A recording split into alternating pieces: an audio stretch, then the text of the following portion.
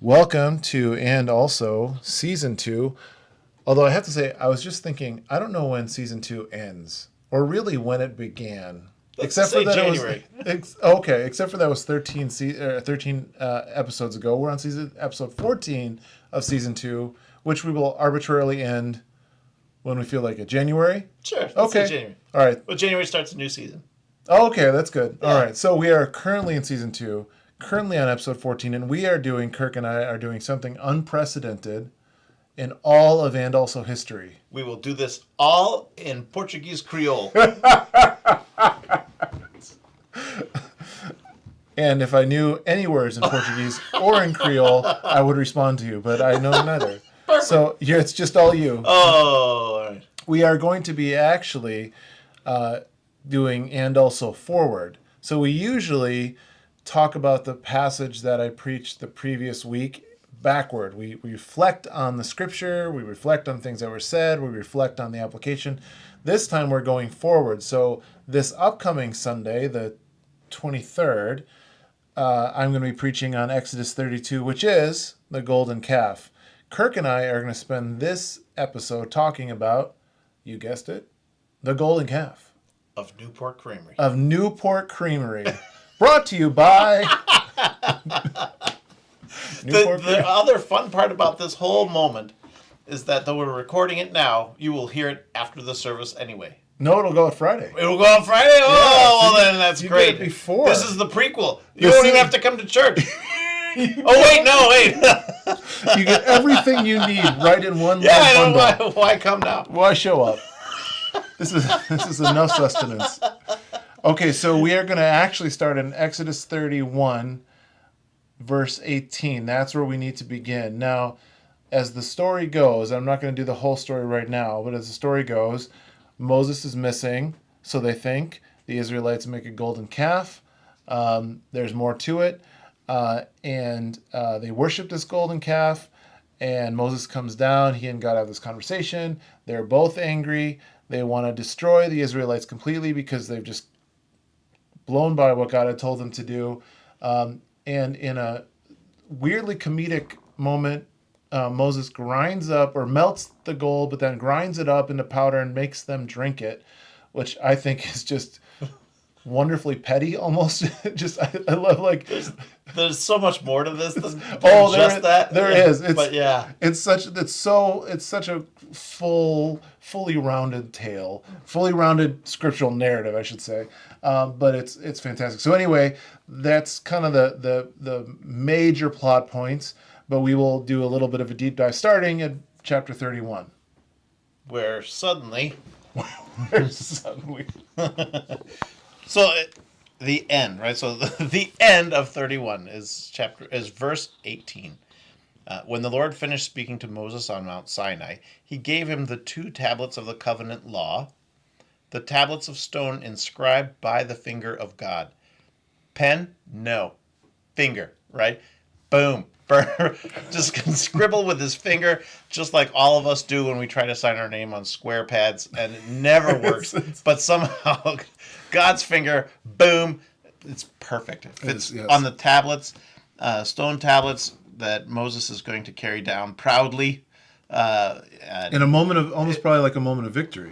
Where he's like, this is amazing. Yes. I have just spent a week on top of Mount Sinai not eating anything, and I'm holding these tablets. And here's what I've got with me. This has been an incredible time. I can't wait to share this with everybody. Oh, wait. Right. So then we move on to verse 1 of 32. In the meantime...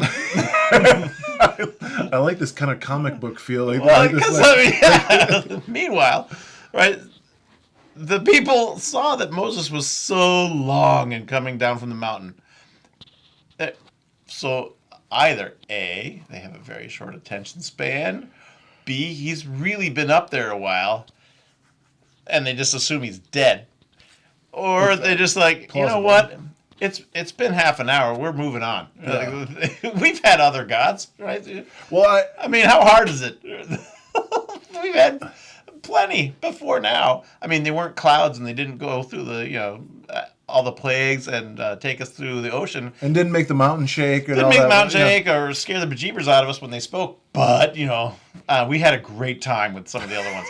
Great time. Good times. We'd like to bring back the good times. And Aaron says, excellent. I mean, well, I do real quick. I do like in verse 1 when they go to Aaron and they say, "Up, make us gods who shall go before us." They're just like here's what this is mine's out of the English Standard Version. Oh, I'm an NIV guy, right? What does it say? What does yours say? Come make us gods. Yeah, obviously you're the guy. Make us gods that go before us. Make us gods that do what. So was Aaron known for being a metalsmith?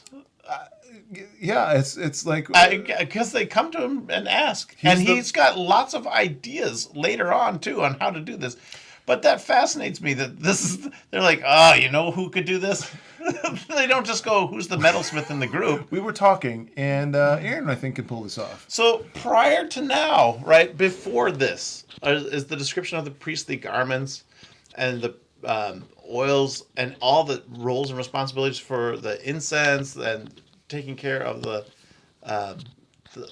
lights in the tabernacle. Like, he's got a huge job directly assigned by God with very descriptive language about what he has to wear, where he must wear it, what it looks like, what it's made from, and it's made from expensive stuff. Right.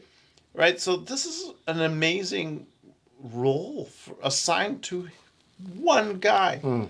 The brother of the guy he does all the talking to, right? Yeah. So it's interesting.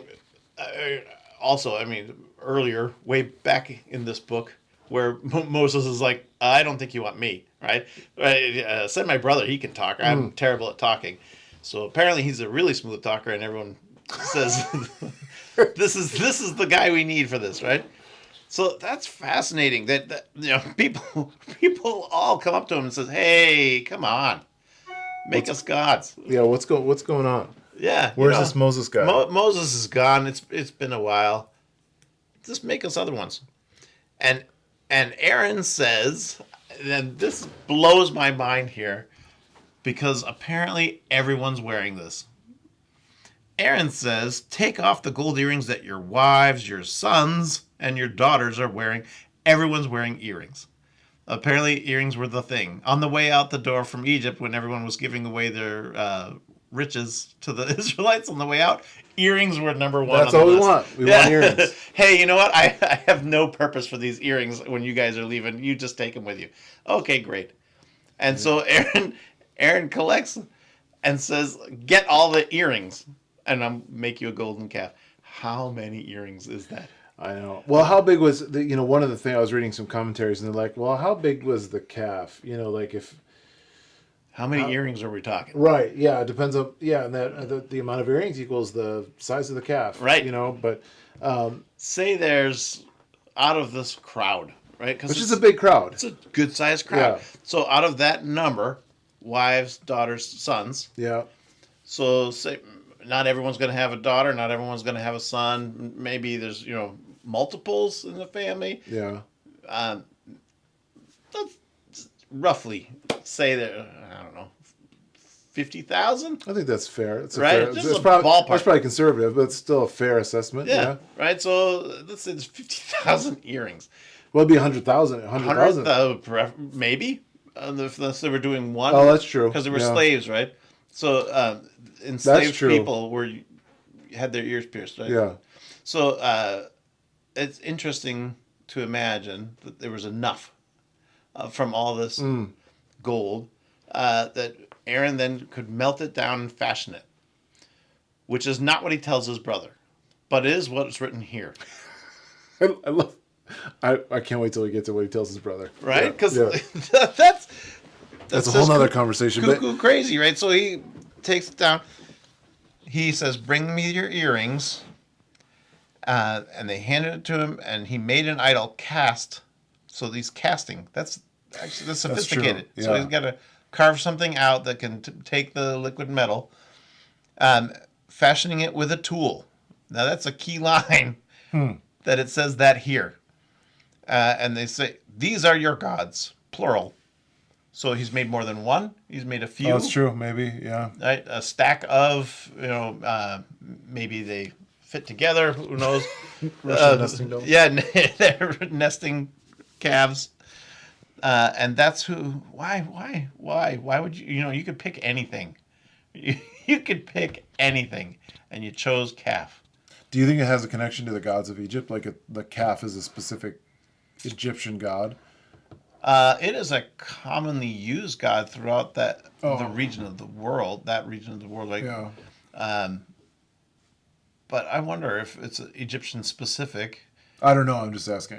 It could be because there's the symbol of the sun in the horn between the horns of the bull, right?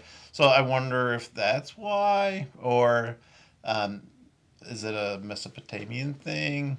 Well, I mean, what you can figure, well, just through the context, is that they're obviously calling back to Egypt. So there's something going on that when they say, okay, Moses is not coming down, he's dead, or we don't know where we're actually. I like what they said. Moses, the man who brought us out of the land of Egypt, like this, they're like distancing themselves from like this guy. There's this guy. He got us out here. His name was Moses. Yeah, and now he's gone. So now we got to figure out what to do.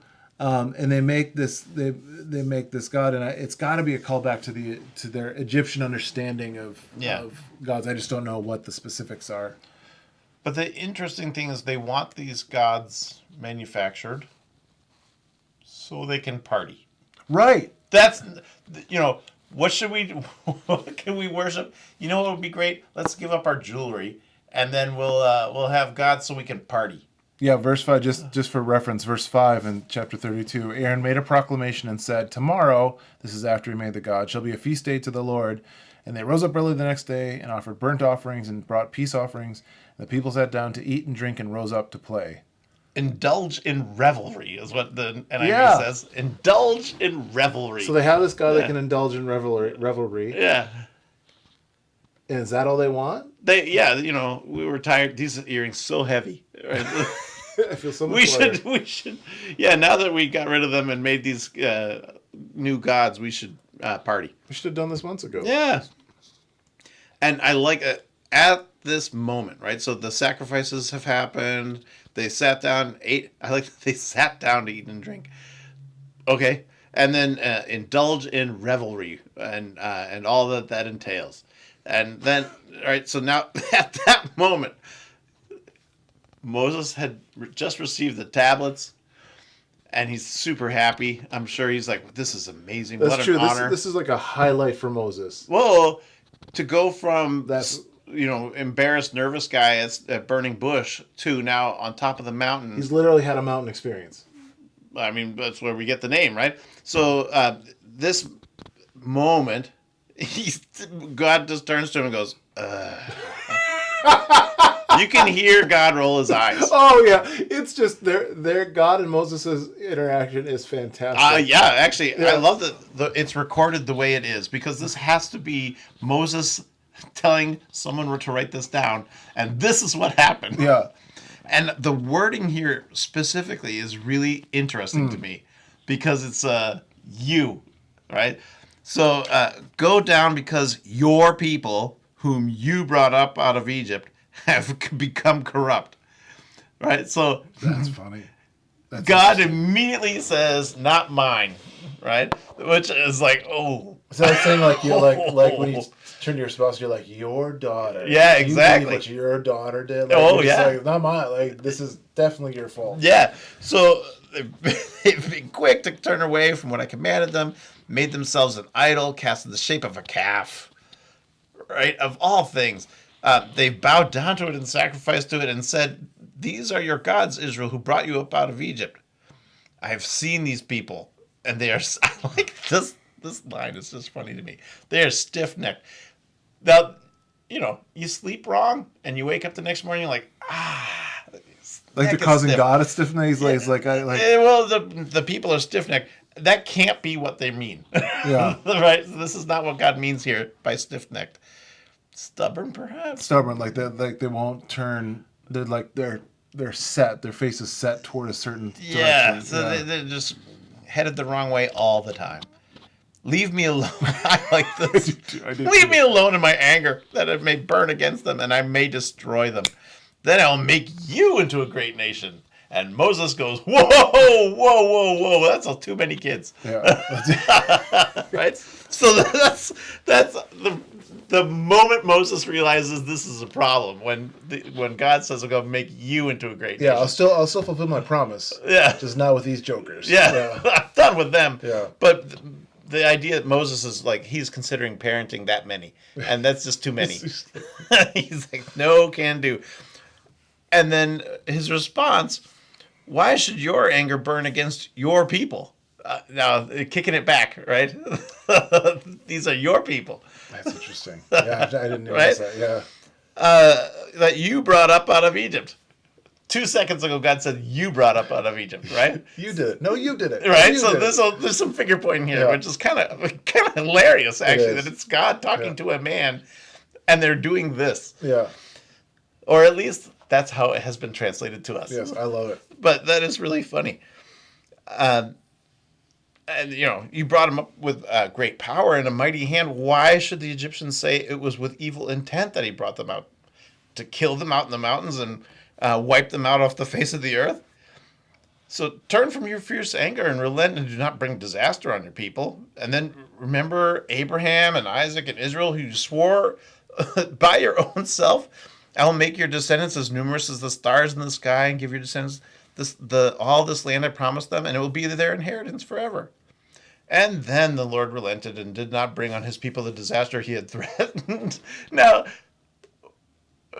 2 seconds ago, it was going to wipe him out, and God's like, well, all right, yeah. Even after God is provoked to, and like, this is not the Israelites are not just kind of like, they didn't make a mistake. They're not, it's so their actions, were bored. Right? Their actions aren't like, oops, I didn't mean to do that and I did it. Their actions are, we're bored. We don't know if Moses is coming back. We're going to make our own gods. Moving on. Yeah, we're moving on. We're going to, like, it's almost like we're dismissing everything and we're starting over. And God's like, fine, you want to do that? I'll do it to you. And then he relents. And so even in like this provocation of just rebellion on their end, God still even though he's angry, which, I mean, like, I'm not God, but I don't blame him. But we've all parented. I think that's just it. It's like you recognize, like, no, there's no anger that you feel like when your children can just press your buttons. Yes. They know the buttons to press, and the Israelites are like, oh, I wonder if this will make God angry. And it's like, oh, this is the most, like, you couldn't do anything than to make God more We'll just angry. make another one. Right. We will. God is replaceable. Is what they're like. We can't find Moses, so fine, we'll do. There was that loud, scary one before, but I haven't heard from that guy in a while. We've got earrings. Yeah, we're good. So Moses has made this plea to remind God of his people, which I think is really funny, and he has this amazing moment where he's now carrying the tablets, and he makes it all the way back down the mountain with what was carved by God out of stone in front of him. This is amazing. So what do you do with those things? You smash them. Who would understand what they were even looking at from the back of the crowd? Hey, there's Moses. It's just, I don't know, he's smashing pottery or something. I can't, who understood what he was doing? I don't know, but somebody did, I guess. just Moses. Moses' anger burned hot. Yeah. And through the tablets. I just like the description too. Like, these aren't just any tablets written on by the finger of God.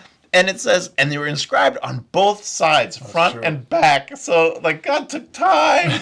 And God's like, Moses, we It was just like the page overflow. No problem. We're on to like 4 pages here of rock, right? That he's writing on. And the tablets were the work of God, the writing of God engraved on the tablets. And he smashes them. That's just amazing. It is. That's how angry he was. And when I like this, but we haven't gotten to that part. But he's now got the tablets, and Joshua, who was with him, heard the noise of the people and said, "There's a sound of war in the camp." And Moses' reply is interesting because he has the foreknowledge because of what God has told him. Not the sound of victory, it's the sound of defeat. Now, remember, that was revelry, right? Yeah. So revelry is the sound of defeat. It's the sound of singing that I hear. Mm.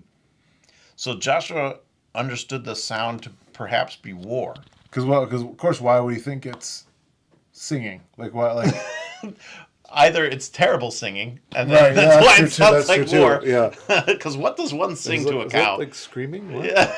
I don't know. But, I mean, we've all seen videos on YouTube where a guy plays trombone to cows or bands play for cows. That is true. Cows seem to like that. Cows seem to like music a lot. So perhaps these folks were trying to make music and they're just bad at it. Unfortunately, They made some cows out of gold and then a gold trombone. And it just didn't yeah, work out. the gold trombone. Wah, wah. Yeah, it's not actually mentioned in the Bible, but it's implied when you have a calf, I guess. That's the only connection I can make. Yeah. But now let's get into where The golden I do want to trombone. I'll never look at Exodus the same. see. That's the point. That's what we want to do.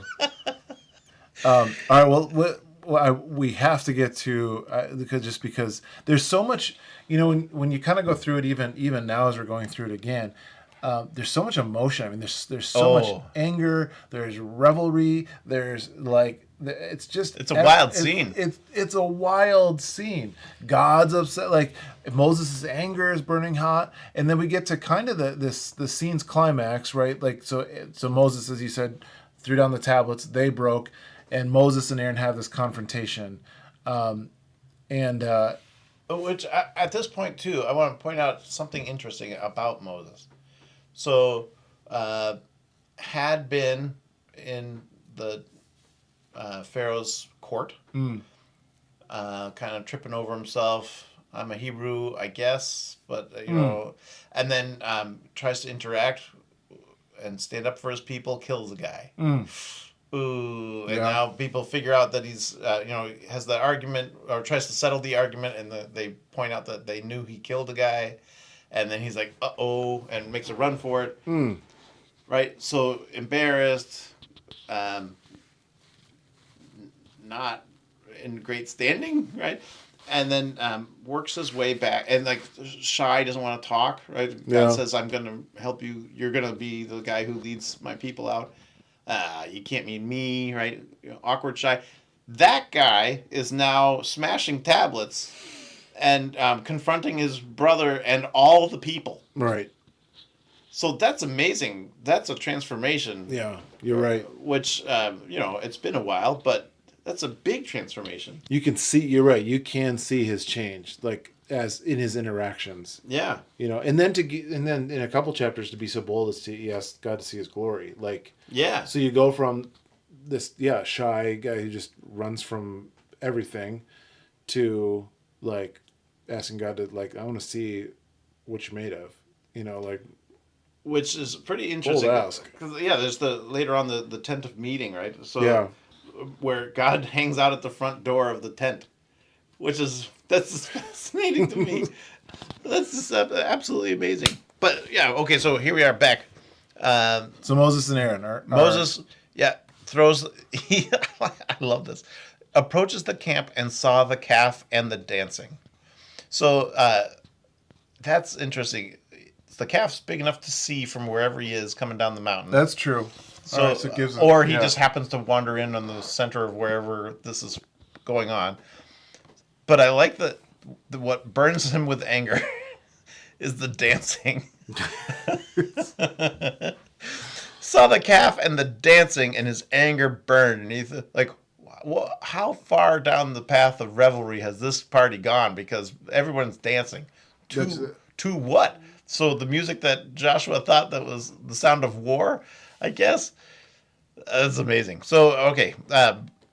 His anger burned, threw the tablets out of his hand, breaking them to pieces at the foot of the mountain. Oh, Moses. And he took the calf the people had made. So, that means he climbed up right into the middle of everything. Yeah. Unscathed, unstopped. No one had questions. Just right to it. And burned it in the fire. So, where was the fire?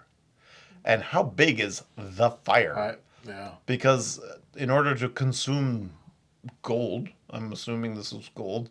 I think it said, right? Yeah. Gold. So that's a pure metal, right?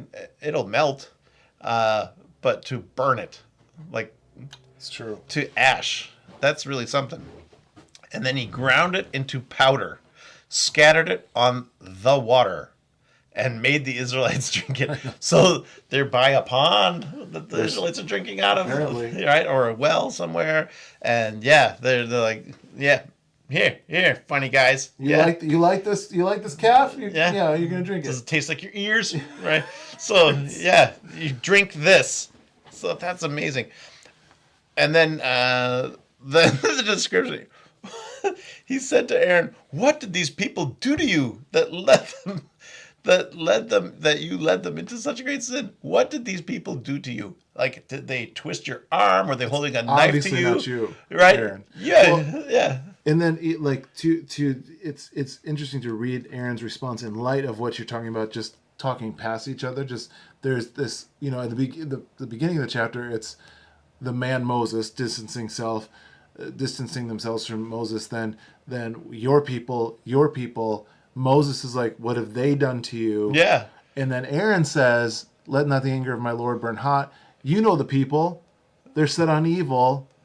For they said to me, make us gods that should go before us. Now, some of this is true, but he's completely absolving himself of responsibility. I just do what they say. Right. As for this Moses, the man who brought us out of the land of Egypt, we do not know what's become of him. So I said, and this is maybe the most wonderful line in the whole chapter. Yes. So I said to them, let any who have gold take it off. So they gave it to me. I threw it into the fire, and out came this calf. It was magic. Magic. This gets played up every time this passage gets talked about, but it's so good. It's so amazing that Aaron's just like, well, he's kind of like, I don't really know what happened. Something happened with some earrings, and like I threw them in the fire, and then this calf just formed. Was he expecting for Moses to go, oh, well, all right. Obviously, you had nothing to do with it. Yeah. They have taken you captive. Has that worked for him before? That line? Why would he use it? That's amazing. Who, me? Yeah. So Moses saw that the people were running wild and that Aaron had let them get out of control and so become a laughing stock to their enemies. So this revelry has been going on for a while if their must be. You're enemies are observing. You're right, yeah. And who are the enemies who are lining up at this point? Right? So if there are spies for other countries who are wandering around watching, going, where did did the Egyptians send observers? Because he was concerned that the Egyptians are going to say, look, their God took them out and then killed them. Or are the Jebusites and Canaanites and Hivites and all those guys, are they sending emissaries to observe? Because they're seeing this big mob of people. I don't know. Yeah, I mean, because there's a big mob coming. Right. You'd want to know what's going on. Maybe, right? But it's interesting that, and so became a laughing stock to their enemies. Maybe. I mean, that's amazing. But then this next section doesn't get brought up in Sunday school a lot. Yeah, it's kind of a... This gets glossed over. Yeah. We're all cool with the golden calf and then taking down the golden calf. But then step 2... Who is on the Lord's side, Moses asks. Yes. And all the Levites rally to his side. Right. That's interesting. It is. So we have this clan come together and say, oh, us. Right. Strap on a sword and then just go kill everybody. That's amazing. So the line is, each man strap a sword to his side, go back and forth through the camp from one end to the other, killing his brother and friend and neighbor. Yowza! 3,000 men of the people fell, it says. So apparently the Levites were only nearby to 3,000 people. But that's nuts. That's amazing. So God was going to destroy everyone. Moses said, hey, cut it out. But then Moses authorizes right. the killing of 3,000 people. Yeah.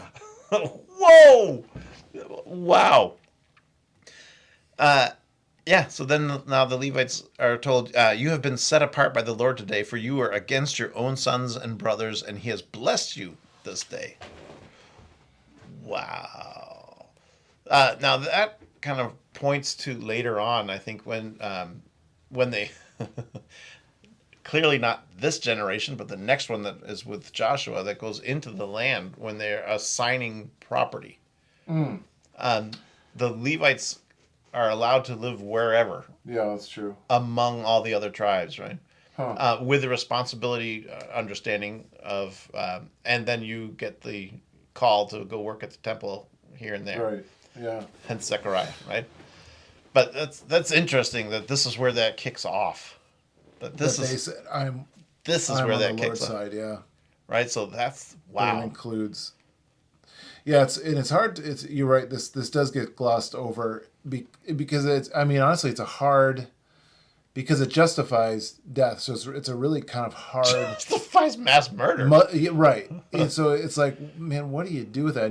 And so it's just to me, it's always a reminder. But like, okay, this isn't like it can't be glossed over. But the other part that can't be glossed over is that it's just a reminder of this is an ancient text, right? There's just that tribal warfare or tribal law, which is what the Israelites were like up until this point. It's just a tribe versus tribe. There's Egypt was a great nation, but it's mostly tribal warfare. I mean, it could be big tribes, but they're still, and it was it was messy, dirty. Like this is how justice was meted out. Well, Moses was deciding things, right, for a long time. He was judge and Right, jury for yeah. a while, and then got tired of it and got assigned people. Yeah, But then when it comes down to and now strap a sword on, right. wait a minute. So now 3,000 people have been killed. It could be everybody, anybody in the mix of all the people that are there, and then like people are mourning. People are probably furious and sad and just confused. We were having a great party, and Moses came and busted it up. What a buzzkill. Yeah, what's his deal, right? But 3,000 people, that's a lot. Yeah. And that's who died, right? So Right. I'm sure a lot of people got hurt along the way. If there's just guys running back and forth swinging swords, It's like, it's a mess. So, yeah, the next day, Moses said to the people, "You've committed a great sin." He had time to go to bed that night and not worry. That's That's a amazing. sound sleeper. Yes, that's amazing. So that there was no revenge by anybody. Everyone was like, Maybe that's it. They're in shock. They're like, I don't know what to do about yeah, it. they were like, oh no. But, and we start a sentence with but now I will go up to the Lord. Perhaps I can make atonement for your sin. And, it was the fact that he was up there in the first place that they got bored and kicked this all off. But wow, what a lesson to learn. I mean, that's just painful. So Moses went back up to the Lord and said, "What a great sin these people have committed. They've made themselves gods of gold, but now please forgive their sin. But if not, then blot me out of the book you've written." Which is the first place you see anybody take responsibility. That's an interesting. Mm-hmm. Like even though he wasn't there, he's still saying, "I'll take it." Just kill me. Right. In light of the threat of responsibility, that's the first time you see someone like take the blame for somebody else's stuff. Yeah, because Aaron said the people, right? Aaron said the people. It's always somebody else, and then Moses is like, "I'll take it. I'll take it." That's an interesting. I've not picked that up before. Now, that's not how the way it ends, but that's an interesting idea. Now, this part is fascinating to me, and the way it's described here too is, the Lord replied to Moses, "Whoever has sinned against me," and that's everybody. Right. "Whoever has sinned against me, I will blot out of my book." Oops. So let's hope the kids didn't get in on it, because they're the ones who have to go into the land. But now go and lead the people to the place I spoke of, and my angel will go before you. However, when the time comes for me to punish, I will punish them for their sin. And the Lord struck the people with a plague because of what they did with the calf Aaron had made. Could that have been from the drinking water that is now contaminated? I'm going to I go mean, with that's that's a reasonable an explanation. origin point for that plague. But youch. Well, for time's sake, because it's such a full chapter, what do we? That was just 32. We didn't even get to 33 yet. Oh, we'll finish with 33. So, yeah, I mean, I will send an angel Oh, before you. chapter 33. Yeah. Oh yeah. Well, no, this is we're only You're just stopping at 32? we're stopping at chapter at verse 35. Oh. The next parts are kind of cool, though. Well, we'll have to save that. Because God's like, I can't go with you anymore. Which is amazing. You're a stiff-necked people. For a single moment, I should go up among you. I would consume you.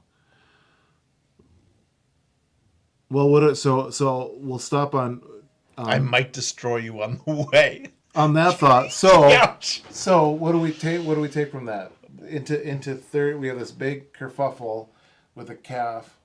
33, God's like, chapter 33, God's like, I can't even go with you anymore. You're just like you're stiff-necked people. You're just it's not. I would consume you. Like if I want you. I'm too much. So, wow. So, that there's so much to unpack there, right? So, God answers the cry of the people. Were they crying to Him to say that they were exhausted under the slavery of Egypt? Oh, and that's what it says. Right. So they were quick to drop Him Right. after being rescued, Right. like visibly in massive awe-inspiring ways, right? Right. That's true. Yeah. They're like, once they're safe. You know what? How safe is anybody really? But Right. you're out in the Well, wilderness right. still. Yeah. But at that point, they've gone all the way to this mountainside location, and then they're dropping them. So the fact that God hears their cry in the beginning, even at all, is amazing, and remembers the pledge, right, the covenant he had with true. Abraham, Yeah. and that's what is the impetus. The nation has grown large, right? His offspring, as promised, was going to be more numerous than the stars in the sky, sand on the beach, whole deal, right? Yeah. There's a lot of people here. It's time to start this process. Yeah. But now they're stiff-necked, as he puts it. Yeah. They're people that are rejecting the offer of their... Consistently. Yeah. Yeah. I mean, culminatingly into the golden calf, but consistently, like saying no, thank you.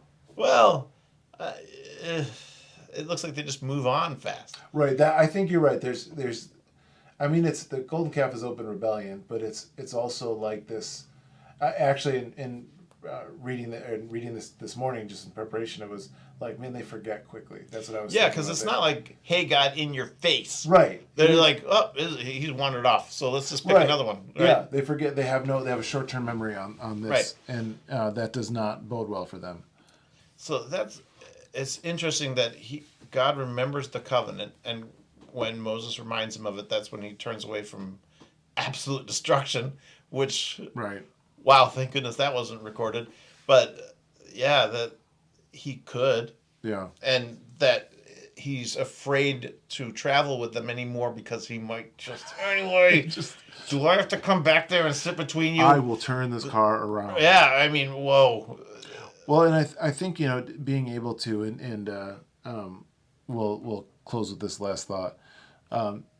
Being able to read God's, because this is a lot of God's power and activity, and there's a lot of death. It's you're right. There's parts that are easy in this to gloss over, but I think you can read this, and I don't think I'm eisegeting. I think I'm reading this appropriately. Is you can read God's mercy into this, where God's like, I can't even travel with you because I would destroy you. Like this is not kind of like I'm trying here, but you guys are not holding up your end of the bargain. Oh yeah. And so there's like this kind of merciful distance that is beginning to be created. That and we see this in Isaiah, at a heartbeat, God will come back, but in the moment it's like lest I consume you on the way. I mean, like there's just this. So reading God's mercy into this, I think, is an appropriate way to see it, because God doesn't impose Himself on people all the time. Like there's, God's like, okay, if this is the way you want it, fine. Like you want to do it this way, then you. I made you a promise. Right. I'm keeping my end. Right. I'm not gonna break my end of the promise, but I can't walk with you right now. Yeah. Yeah. I'll let you go your way, but I'm not following. Well, at a distance. Well, at a distance. Yeah. Yeah. You can't stay within arm's length of me. Yeah. And that is interesting. So I think judgment would be God saying, like, well, He does say, "I'll bless you" in my book, but He also doesn't leave them. So that there's a sense of God following, but at a distance, being nearby. And He keeps an inheritance to travel along. That's right. Yeah. It's pretty wild to imagine that this is the crew that He chooses to rescue at that point in history. Right. This is the nation He gathers at this point. Yeah. They're not. And they're not God friendly. Yeah, they're not superstars. They're not. This is not the holy rollers of the. Well, and again, they came from a culture That's multi God system, right? And so you're done with one, move on to the next. But it's true. Oof, you don't want to continue that way, and you just got instructions on how to make this system work, and you blew it. Yeah, like immediately. It does give you a lot of consolation to be like, this is the group that God chose to work with, and they're a bunch of idiots. So well, I mean, we all are, but and that's consolation. Yeah, is that it's like, okay, I'm really no better than these Israelites. No. And God, still continues to, like you feel a little bit of like sympathy. Hasn't consumed me yet. Thank goodness. Yeah. But I mean, you feel like a little sympathy for God, like, oh my goodness, it must be really hard working with the human race, because holy cow, we are. If these are the chosen ones, right? Yes, these are the chosen ones, and they're ouch. Like this. So on that note, we will pick this up in another few weeks. We're not done with Exodus yet. We have not. Exodized the Exodus. We have not exited the Exodus. Exited the Exodus. Quite yet. We still have a few more weeks, but until then, thanks for talking about Exodus 32, the golden calf of Newport. Brought to you by, not really brought to you by. They're not in this episode. But we would be happy to get sponsored if they want it. The golden calf of Newport. If they ever hear this, we'll take it. Yeah. All right. Thank you.